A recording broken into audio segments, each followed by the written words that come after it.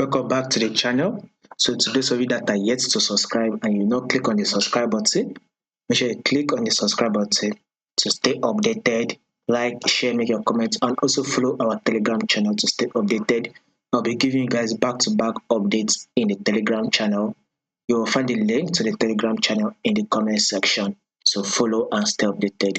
Now let's see what we'll be expecting on gold for the week. Our full trend on gold is actually a trend to the upside. So we are still currently trending up. So we can see something like this that happened on gold. Let's start for quick analysis. This is our higher high. Here comes our higher low. Here is our higher high, and this is our higher low.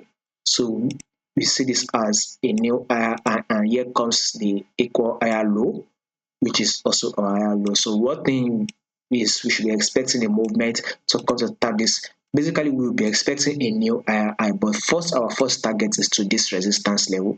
When market taps this resistance level, I'm going to give you guys an update next on what we should be expecting on gold. So you need to stay updated by following the Telegram channel. You'll find the link in the comment section.